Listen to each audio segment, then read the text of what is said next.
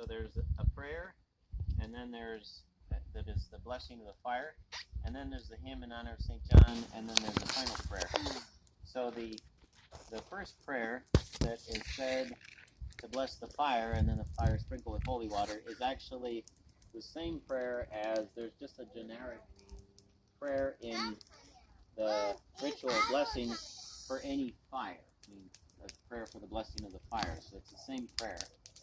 And, you know, the reason why there's a blessing for the fire in the church, there's blessings for all sorts of material things in the ritual, because the church wants to sanctify, just as the devil uses material things to lead us into sin away from God, so the church wants to bless material things to lead us to God.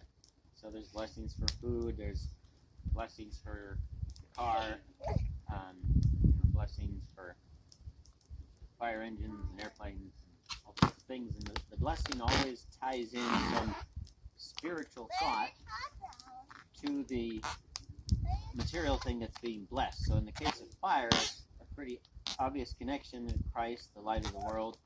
On the Easter Vigil Midnight Mass, we bless the fire, symbolizing Christ, the light of the world. So you see that in the blessing of the fire. And then the concluding prayer is just the prayer from the feast, from the Mass tomorrow for the feast of St. John the Baptist. That's the same prayer. And then the hymn is the Vespers hymn, actually, that the priests pray in the Divine Office today, that was St. Loxley's hymn. So I'm just going to read what's in your papers here on the translator's note on the blessing here. The blessing of a bonfire may seem somewhat extraordinary. Nevertheless, the ceremony is one of the most ancient blessings, just as the cult of the Baptist is very ancient in Catholic hagiolatry. Hagiolatry has to do with the veneration of the saints. For centuries, people of Christian countries have kept a solemn vigil for the festival of John the Baptist's birth. In the darkness of the night preceding the feast, a bonfire would flare up before the church edifice, in the marketplace, on the hill, in the valley. John gave testimony to the true light which shineth in the darkness. He was the light bearer before Christ. Although he proclaimed in utter humility and self-abnegation, he must increase, but I must decrease. But the Master also spoke in highest praise of his precursor. I say to you, among those born of woman, there is not a greater prophet than John the Baptist. Attuned to the mind of the Master, early Christians quickly cultivated with enthusiasm a special veneration of this saint, their enthusiasm and love enkindling within them a justifiable conviviality at the approach of his day. The custom of the St. John bonfires, indicative of a people with burning and childlike faith, continues in some places to this day.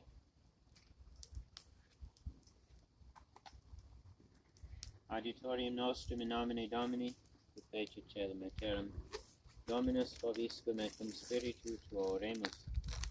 Domine Deus, Pater omnipotens, lumen indeficiens, qui est conitor omnium luminum, novum hunc ignem sanctifica, et presta ut ad te, qui es lumen indeficiens, foris mentibus post foio seculi haliginem pervenere valiamus per Christum Dominum nostrum. Amen.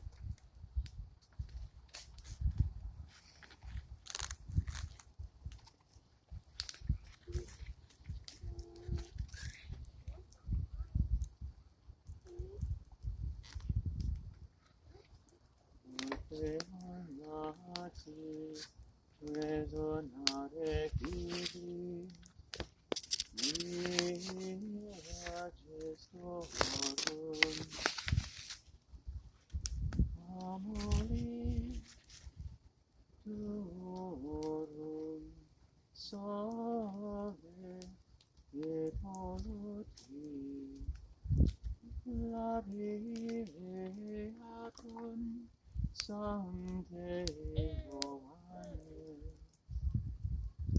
Sius Terceso, Veni in Olimpo, De Patrimonium, Ore nascitorum, Nomen editum, Seriem herende, Odine promi, Ile promisi tubius serpeni, Edit omque, modulos loquele, sed formasti, genitus perempte, ordana voti, mentris abstruso, recubans covili, Sedetem, alamamantem, infarens natri, meritis utque, habita pandi, sidecos patri, geniteque proli, et ibi consa, potriusque vietus, spiritus semper, Deus unus omnis, tempus vivere. Amen.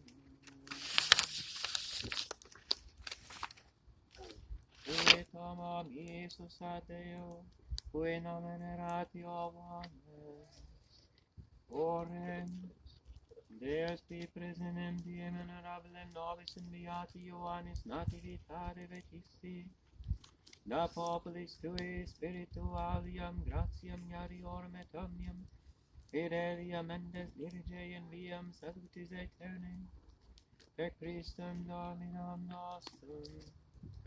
Amen.